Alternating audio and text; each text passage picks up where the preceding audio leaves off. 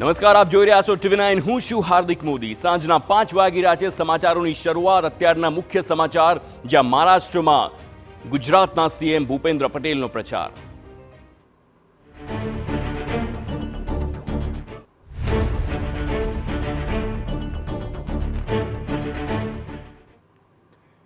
મહારાષ્ટ્રની ચૂંટણી રણમાં મુખ્યપ્રધાન ભૂપેન્દ્ર પટેલે પ્રચાર કર્યો છે. આજે તે મુંબઈના પ્રવાસે હતા અને સીએમ ભૂપેન્દ્ર પટેલનો મુંબઈમાં ચૂંટણી પ્રચાર જોવા મળ્યો છે. આજે $600 બિલિયન વિદેશ રોકાણ થયું છે અને જે પ્રમાણે વિદેશમાં ભારતીય ઉત્પાદિત વસ્તુનું વેચાણ વધ્યું છે, તો સીએમ ભૂપેન્દ્ર પટેલે આ પ્રચાર કર્યો છે અને પ્રચારમાં દહીસર ખાતે ચાય પે ચર્ચાનું આયોજન કરવામાં આવ્યું હતું અને વિદેશમાં ભારતમાં ઉત્પાદિત વિશ્વમાં 5મી આર્થિક મહાસત્તા બન્યું છે અને આજે દરેક ક્ષેત્રમાં પીએમ મોદીના કારણે ભારત વિકાસની હરણફાળ ભરી છે. નાગરિકોના આરોગ્ય માટે આયુષ્માન કાર્ડ આશીર્વાદરૂપ છે. ભૂપેન્દ્ર પટેલનું આ નિવેદન અને જે પ્રમાણે સંબોધન કર્યું છે, આપ આ દ્રશ્યો જોઈ શકો છો. તેમનું બહુમાન કરવામાં આવ્યું છે. સીએમ ભૂપેન્દ્ર પટેલ જ્યારે આજે મુંબઈની મુલાકાતે છે અને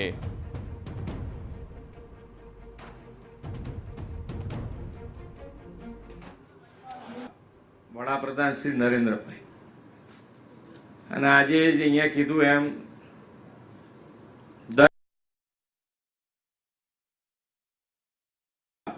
વડાપ્રધાન શ્રી નરેન્દ્રભાઈ અને આજે અહીંયા કીધું એમ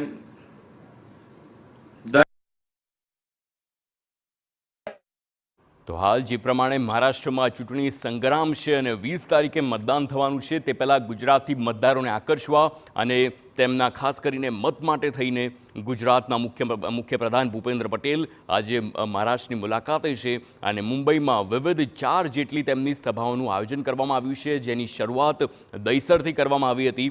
ગુજરાતી ઉદ્યોગકારો અને ઉદ્યોગપતિઓ સાથે ચાય પે ચર્ચાથી પ્રારંભ કરવામાં આવ્યો, જ્યાં ભૂપેન્દ્ર પટેલે સંબોધન કર્યું છે અને વિશ્વમાં ભારત 5મી આર્થિક મહાસત્તા બન્યું છે તેમ તેમણે નિવેદન પણ આપ્યું ત્યાં. અને જે પ્રમાણે આ દ્રશ્યો આપ જોઈ શકો છો, આજે દરેક ક્ષેત્રમાં પીએમ મોદીના કારણે ભારત વિકાસની હરણફાળ ભરી રહ્યા છે અને નાગરિકોના આરોગ્ય માટે આયુષ્માન કાર્ડ પણ આશીર્વાદરૂપ છે.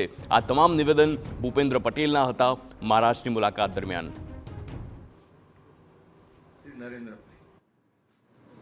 અને આજે અહીંયા કીધું એમ 10% એક્સપોર્ટના વધારા સાથે આજનું તમે શરૂઆત કરી છે કે ભાઈ ઘણા સમયથી મંદી અને મંદીમાંથી બહાર નીકળવાની શરૂઆત દેખાઈ છે. આજે એનું શ્રેય અમારે તો નહીં, પણ અમે તો પ્રાર્થના કરીએ કે જેટલું બને એટલું ઝડપથી બહાર નીકળાય. એમાં સરકાર તમારી સાથે ક્યાં ઊભી રહી શકે એ અમારી તૈયારી છે. એક્સપોર્ટની વાત કરીએ એટલે આપણને તમે અહીંયા બધા જ વેપારી મિત્રો છો અને વેપારની દુનિયામાં આપણે જેટલું ઇમ્પોર્ટ કરીએ અને એક્સપોર્ટ કરીએ એ બંનેના આંકડા ઉપર દેશ અને દેશ માટેની નજર લોકોની થાય. આપણે એક્સપોર્ટની વાત કરીએ તો આજે આપણે જે $300 બિલિયન નું હતું વિદેશી રોકાણ, આજે $600 બિલિયન આપણું રોકાણ અહીંયા ભારતમાં થયું, ડબલ થઈ ગયું. અને દરેકે દરેક ક્ષેત્રે આત્મનિર્ભર અને આત્મનિર્ભરતા માટે મેક ઇન ઇન્ડિયામાંથી મેડ ઇન ઇન્ડિયા તરફ આપણે જઈ રહ્યા છીએ. મેક ઇન ઇન્ડિયામાંથી મેડ ઇન ઇન્ડિયા તરફ જઈ રહ્યા છે. લોકોને આપણા ઉપર ભરોસો વધતો ગયો છે. દિવસે દિવસે આપણી પ્રોડક્ટ બહાર બીજા દેશોએ એક્સેપ્ટ કરવાનું ચાલુ કરી દીધું છે. એ આપણી મોટી જીત છે. પહેલા આપણને પોતાને એવું હતું કે આ દેશનું થશે શું, આપણું અર્થતંત્રનું શું થશે. અહીંયાથી બેઠેલા ઘણા બધાના મોંમાંથી આવા શબ્દો નીકળ્યા હશે, પણ આજે જુઓ તો આજે 11મા સ્થાનેથી 5મા સ્થાન ઉપર આપણું અર્થતંત્ર આવી ગયું. અને હવે માન્ય નરેન્દ્રભાઈના નેતૃત્વમાં ત્રીજા સ્થાન ઉપર આવવા માટેની આપણી તૈયારી છે. આ કેવી રીતે થાય, કેમ થાય, જેને અર્થતંત્ર વિશે કદાચ ખબર ન હોય એ વ્યક્તિ પણ આજે એમ કહેતો થઈ ગયો કે આપણું અર્થતંત્ર ત્રીજા સ્થાને ક્યારે પહોંચશે. નહીંતર આપણે જેને અર્થતંત્ર સાથે લેવા દેવા છે એ લોકો એક વખત એવું કહેતા હતા કે આપણા દેશનું થશે શું. આજે એક નેતૃત્વ આપણને એવું મળ્યું કે જે નેતૃત્વએ આપણા દેશને એવી ઊંચાઈ ઉપર લઈ ગયા કે આજે દેશ અને દુનિયા ભારત દેશ સામે, ભારતના નેતૃત્વ સામે જોતો થઈ. આ તાકાત ઊભી થઈ છે ને. અને આપણા માટે પણ અહીંયાથી આપણે તો બધા ફોરેન ઘણી બધી વખત જતા આવતા હોઈએ. આપણા પાસપોર્ટની વેલ્યુ શું હતી એ કદાચ અમારા કરતા વધારે તમને ખબર હશે કે ભાઈ ઇન્ડિયન પાસપોર્ટ અને એની વેલ્યુ શું. આજે તમે જુઓ તો એ જે ચમક છે, ઇન્ડિયન પાસપોર્ટ મૂકો એટલે તમારી સામે જોવું જ પડે, મલકાઈને જોવું પડે. એ તાકાત માન્ય નરેન્દ્રભાઈ. અને આખા દેશમાં દરેક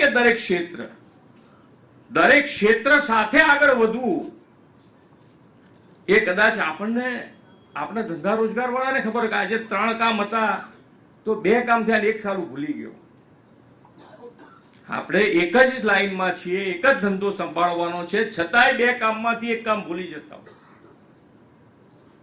પણ આજે આપણને સૌને ગૌરવ થાય કે દરેક ક્ષેત્રે માન્ય નરેન્દ્રભાઈએ જે હરણફાળ ભરી છે અને એ હરણફાળ દરેક નાનામાં નાના માણસ સુધી, છેવાડાના માણસ સુધી એનો લાભ પહોંચ્યો છે.